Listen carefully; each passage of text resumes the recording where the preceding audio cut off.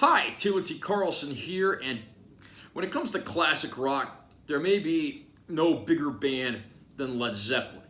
They put out some huge albums and radio hits back in the day, and it's not surprising to see that their catalog has been reissued, with a lot of these reissues coming out in more recent years.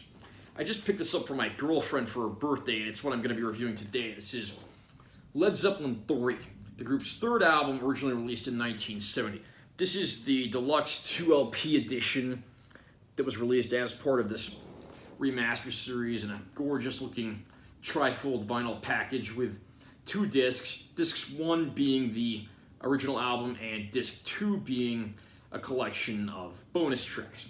So we'll do an unboxing of this. I'll share my opinions on the album and let you know if I recommend this or not.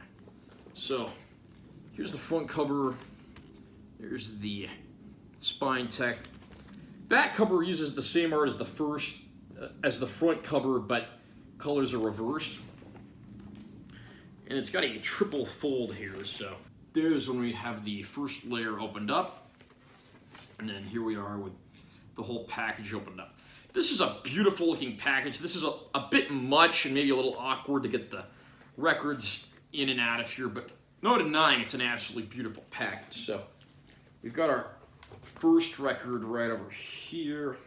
Yeah, here's our first record, which has the original album on it. It's got that classic, Atlantic label on there. And then over here we have our second disc, which has the bonus tracks on it. Here's our second disc, again, the classic Atlantic sleeve. This is right on there, Led Zeppelin III, the companion disc. And then the front cover, and I really like this, there's actually a little spinning wheel. You can see where there's little circles in there. You turn this, you can change the image that's being displayed. That's a cool little gimmick.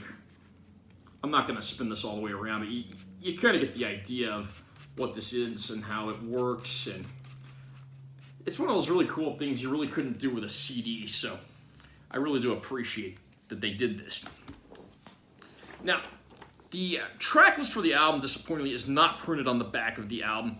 It's only on a piece of plastic that's on the back cover of the shrink wrap. I actually removed that here so you can see what that says here. Here we got our original album tracks. Here we got our companion audio on the bonus disc.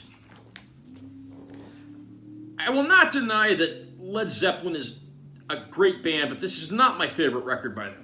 Although somewhat hypocritically, I do have a Led Zeppelin III patch on my jacket. Led Zeppelin III is probably best known for Immigrant Song, one of the hardest, heaviest, straight-up rockers in the entire Led Zeppelin catalog. But that doesn't really speak for the rest of the album. This is a much more stripped-down, psychedelic, acoustic, experimental album with a lot of other kinds of instrumentation. In some ways, this was a precursor to some of their more ambitious and experimental works. Although on its own, there are certainly some good tracks here. Gallows Pole is another personal favorite. And some of these tracks, including Tangerine, also appeared in the film Almost Famous. There are some good tunes here, but the award for Best Led Zeppelin Album in my book, of course, would go to Led Zeppelin IV, the immediate follow-up, on which every single song was a classic.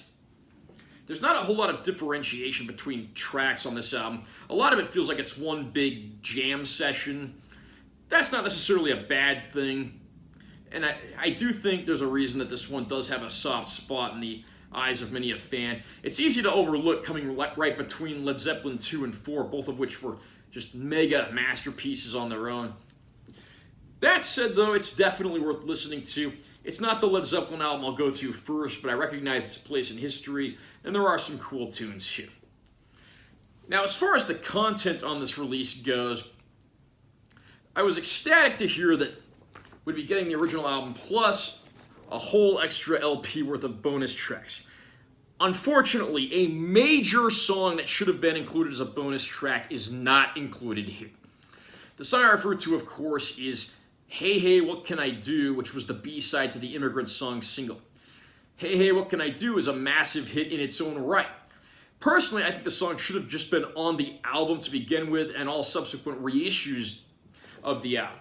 With most reissues, that have happened in the last 10 years or so. It's usually included as a bonus track on the Coda album, oddly enough, even though it's clearly from these same sessions since it was the B-side to Immigrant's Song.